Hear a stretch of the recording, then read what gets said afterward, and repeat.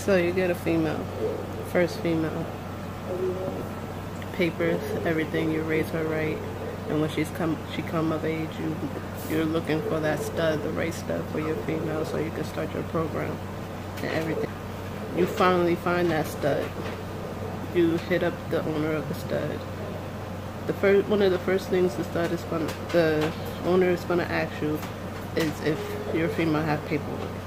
You legit, you know the paperwork is legit. He asks for you to send a picture. You send a picture of the paperwork. Don't just assume that the stud also has paperwork. People lie. People lie. They'll post up that their stud is UKC or ABKC registered, whatever the registry is. And it's after you breed with that stud, with your legit female that got the pedigree and the paperwork, just to find out the papers aren't there. Just like the person who owns the stud asks you for your paperwork, proof of paperwork, whether it's UKC, ABKC, ABR, whatever the registry, he's going to ask you for proof of that paperwork. Don't be afraid. Don't be shy. Don't be apprehensive. Don't, whatever you want to call it. Just like he asks for proof of paperwork, you ask for proof of his paperwork. Assumption. Do not assume everything is legit. He want to make sure you right. He want to make sure your female is legit. He want to make sure that pedigree on point. He want to make sure the paperwork is real. You do the same thing for that stud. Just like he wants a picture of the paperwork for your female, you ask for pictures of paperwork of that stud. Don't just assume that he's legit. You can go and make a pedigree. It's not hard. The paperwork is the real proof. Don't go by nobody's pedigree. Anybody can make a pedigree, pictures, and say this is that and that is that. Look at the paperwork and make sure everything is legit, just like he's going to do with you and the female or stud, vice versa. Because it could be somebody hitting you up saying that their paperwork is real and they got a female, and after the breeding, the female don't have paperwork. Like, and on both sides, you gotta make sure everything is legit. I've been through it. Like, I'm new to the breeding game. I looked at the pedigree. I seen that he had other dogs and everything else was legit, so I assumed that he had paperwork for that dog because everything else looked official. Don't just assume. You could say that this is common sense, but some people actually don't know that during that breeding, even if you didn't look at the paperwork, make sure you get them numbers down for that litter, so when your female have that paperwork, you don't have to deal with the breeder, the person who owns the stud. You just write down the information on the paperwork, on the forms, and your litter will be registered. But don't wait till after that litter is born and then hit up the person who owns the stud and you find out that the stud wasn't really registered, or he is registered, he just still have his puppy form. You can't register a litter without both the mother and the father of the litter being permanently registered. You can't. So there you are, stuck with waiting for this guy to send in the puppy form to get permanently registered with his stud, and then register in the litter, which can hold you back. It all depends on the registry and how fast they move for you. You can. I hope this helps someone out. Like, if you're watching this video, if you're thinking about breeding, or if you have a female, or whatever the case may be, like, I really hope that you don't be suckered like I was. Like, being new and I trusted people and just because you see that kennel set up, his kennel yard set up, and all them studs and all them females he have, sometimes people aren't who they say they are.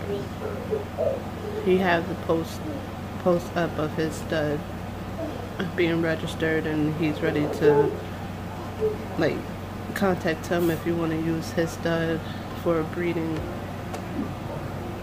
Don't just assume that he's legit just because he look legit or seem legit or he talks the game right. You gotta see them forms, papers.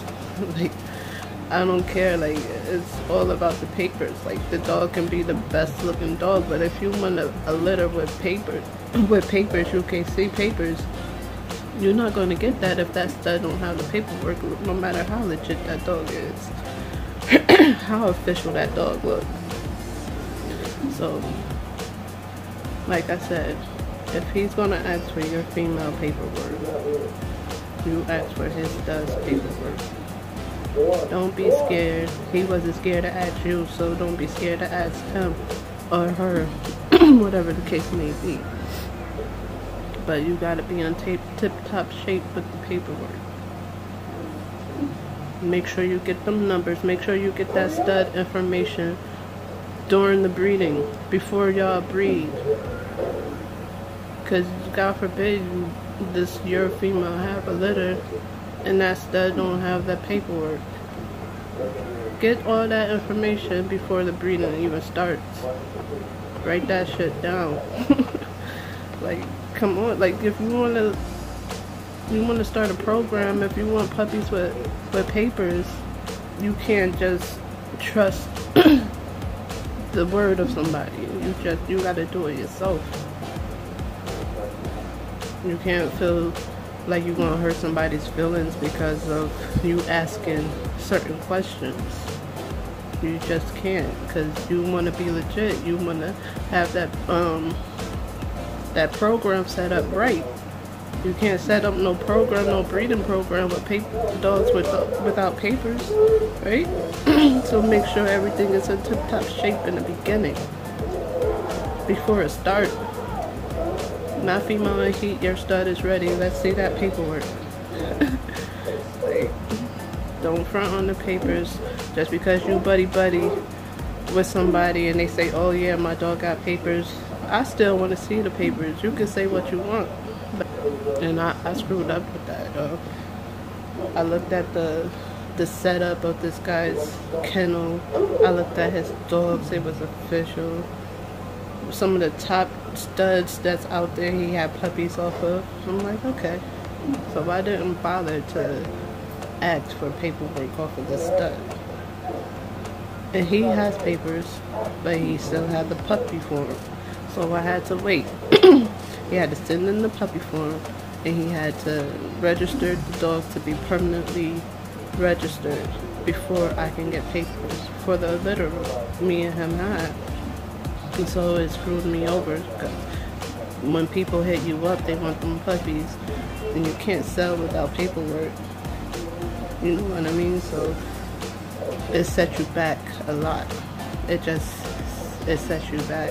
And by the time the pups is ready to go, you're still holding on to them because the paperwork wasn't right. You just gotta make sure everything is in tip-top shape in the beginning before you breed. Before you breed your female to that male or that male to that female, everybody gotta be legit. Everybody gotta have that paperwork. You said your dog is registered. Let me see. Don't just trust it. I'm telling you.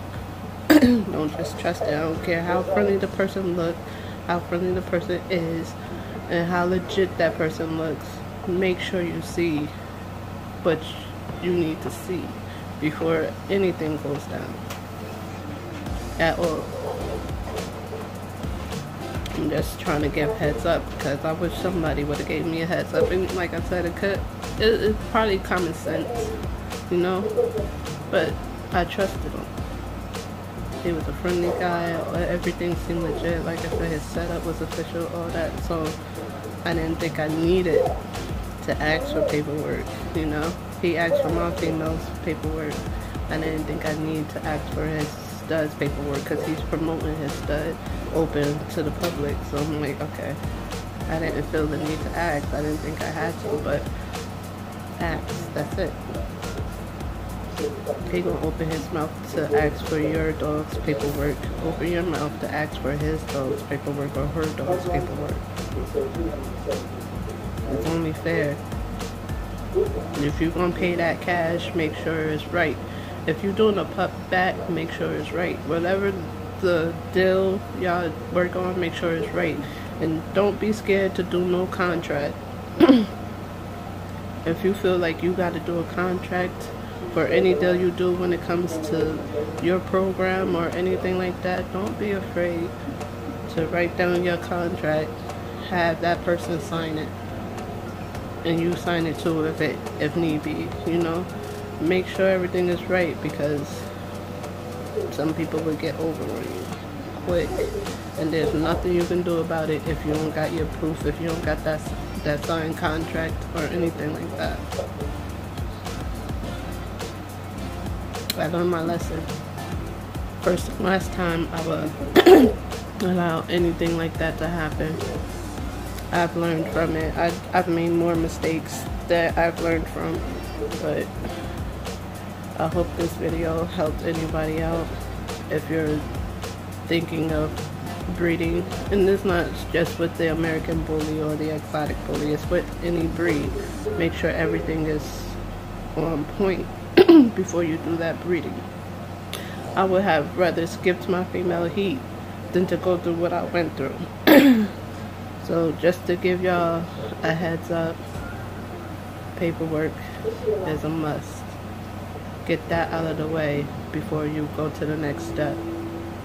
I definitely would have skipped my female's heat if I known this was going to happen. And yeah, the COVID-19 slowed it down more too, but come on now.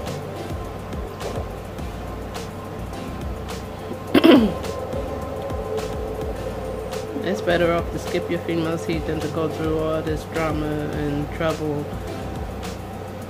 Just get you aggravated and frustrated and all this.